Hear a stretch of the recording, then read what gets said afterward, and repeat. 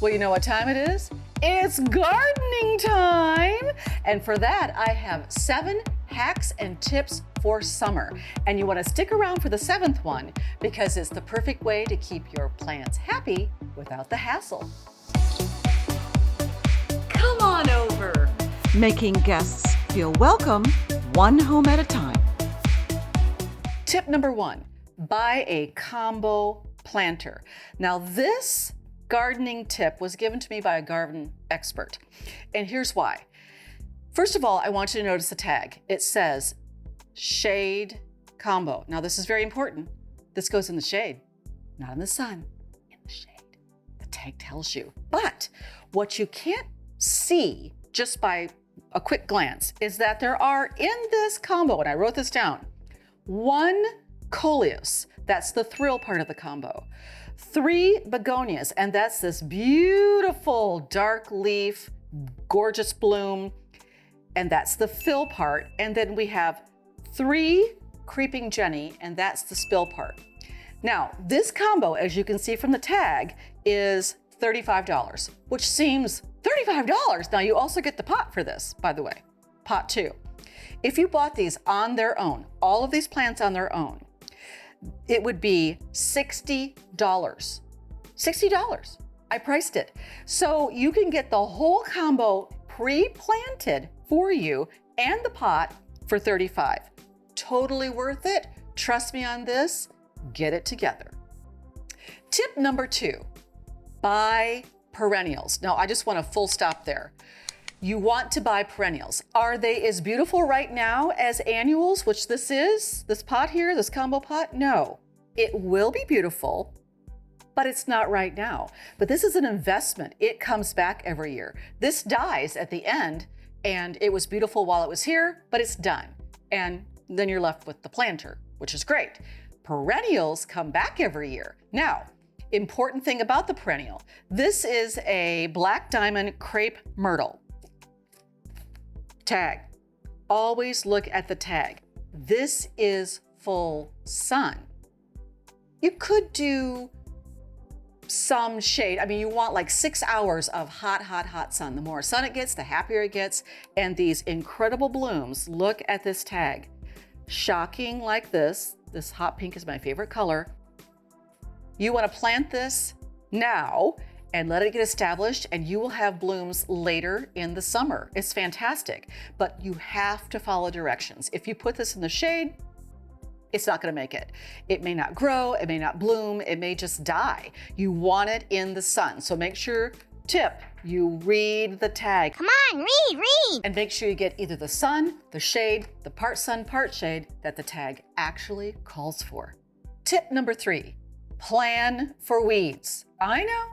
I am one of those crazy people who actually enjoys weeding, but most people do not. You cannot just plant these and just go la la la and hope the weeds won't come back, because they will.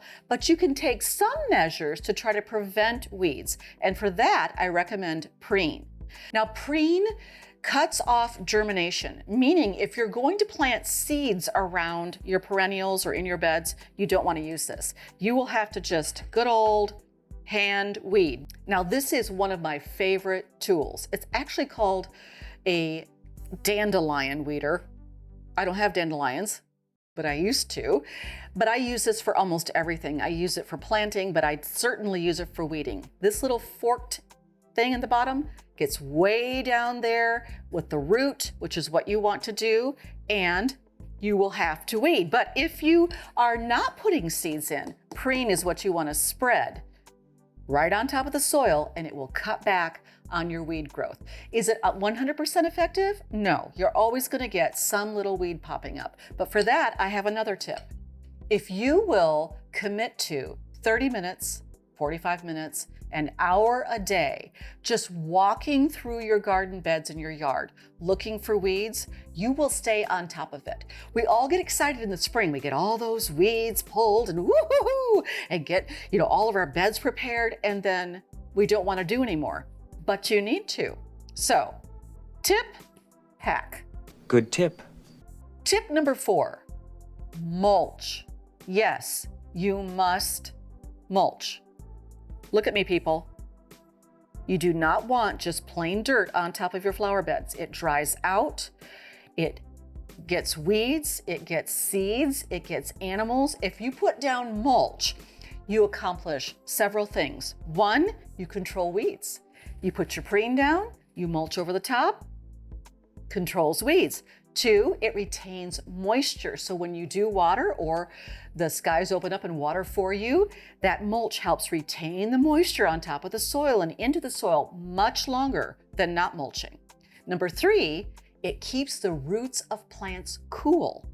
That's right. The sun bakes into the earth, but if you have mulch on top of the soil, the sun is really hitting the leaves, which is what absorbs the heat of the sun. That's what you want, not the roots getting hot and dry and unhappy, and they will be very unhappy. So what kind of mulch can you use? You can use soil conditioner, which is very, very finely chopped bark mulch. You can use regular bark mulch, and you can see them in different colors. There's a chestnut and a brown. I like to go more natural. Some people really like the black mulch. Get what you like. That'll help you mulch. And you can also get pine straw mulch, which if you have a sloping yard, really helps keep that mulch in place. I did a whole episode on mulches, and we'll link that down below in case you're interested in more than that. Now, what did I not mention? I did not mention rubber mulch or plastic mulch or glass mulch. Why? Because they are terrible for your plants and your soil. The natural mulch I mentioned breaks down and treats the soil. It conditions the soil. That's what you want. Rubber mulch is made out of rubber. Rubber has petroleum in it. You do not want that leaching into your soil. Now, I know there's some of you out there going, but it's so easy and I paid so much of it. I get that. I totally get it. But if you really want your good tip here, and that's why you're here. That's why I'm here. Use natural mulch. Tip number 5, invest in drip irrigation.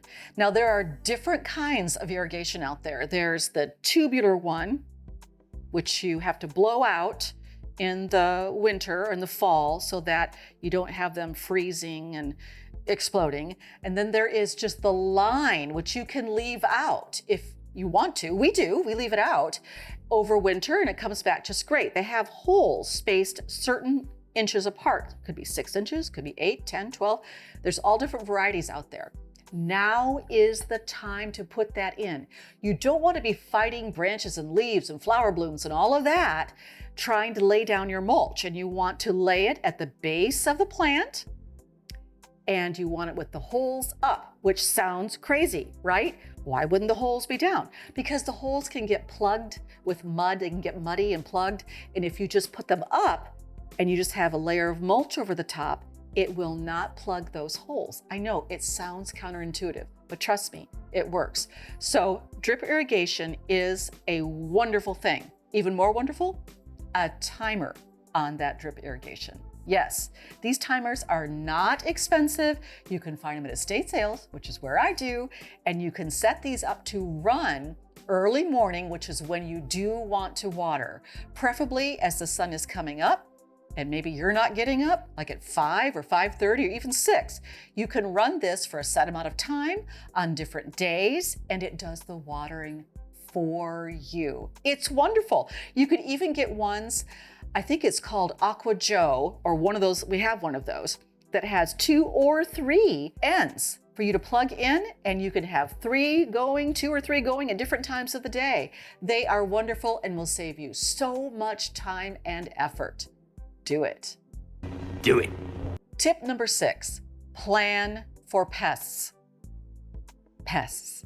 You are going to get pests, and they could be bugs, flies, all different kinds of things that make deposits on your plants. They eat your blooms and you're just, ooh. And then there are the animal pests. The deer with their little deer lips eating your blooms, and you don't want those things. So what can you do? Well, one of my favorite things is to use Repels All.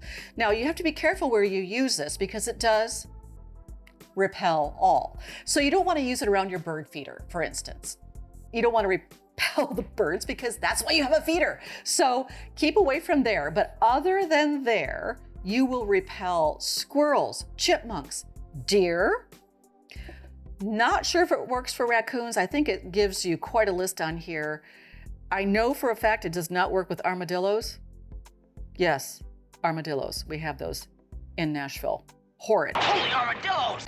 Now, you can also get very specific with something like this. I'm a big fan of Captain Jack's products. This is the Dead Bug Brew. So it's for your bugs, and it takes care of just about anything. You want to spray this after the bees have gone to bed in the evening. Just run out and give everything a good spray. And after it rains, you'll have to reapply. It lasts for quite a bit of time, but you do want to reapply after rains. This is a granular, the repels all, but it also comes in a spray. And I have actually sprayed blooms before with the repels all spray. This is my favorite to have around the base of plants and kind of putting up a perimeter. I think we did a whole episode on this kind of pest control, and we'll link that down below.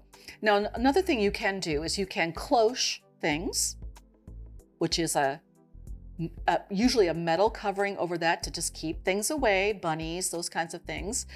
You can use netting over them, but I like them to be free. I want them to just be enjoying their life in every way possible. This is going to get super tall, so a cloche would not work for this, but the sprays definitely do. Totally worth it. For hostas, you'll want slug bait. You can look up all kinds of different pest control online. You do you. You use what works best for you. Don't let other people shame you. It's your garden. You use what you need to. You do you. And finally, game-changing tip number 7, get these little packs of fertilizer. Now, I'm sure you're thinking, what? Why would I need to do that? Because it's measured out for you. This skips a step of you measuring. Fertilizer is very important for blooming plants like annuals, and we buy them because they look like this, and you want them to keep looking fresh and beautiful. And for that, you need fertilizer. Now, this is just a standard fertilizer. It's not specific to any of these plants, but it works, and it works great because it's a bloom booster. You take one of these packs, dump it into a gallon container, you pour the water in, and as you're pouring the water in, it's mixing it up and dissolving it, and you are done. You are ready to go. You just water. Now, I know you're thinking, well, of course I'm gonna fertilize my plants. No, you'll get tired of it. We all get tired of it. You're suddenly just so tired of weeding and watering. No, you won't, because it's like this. They come in a big bag of 24. You use them once a week, or you can use them twice a week, however you want. And they're super, super simple. And it's something that if you really want a glorious garden, you'll need to do the fertilizer. Now, the fertilizer, the tool, and different products are available on my Amazon store under the gardening section. So get started, collect your items, and use these tips and hacks all summer. You're welcome. I just did the cheesy smile. Sometimes I stand over the vent with a skirt on. Are we filming? Little Marilyn Monroe action. I do! It's so refreshing. All right, now Chris, stand at attention.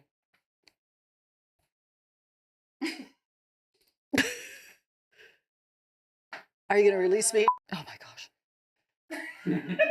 Going to lose my mind. On camera. Do you understand the difference? There is no difference! The leaves, really? I'm so bossy. Just be like Nike and just do it. You do you. You use.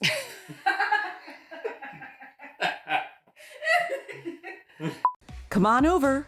Now go make someone feel special today.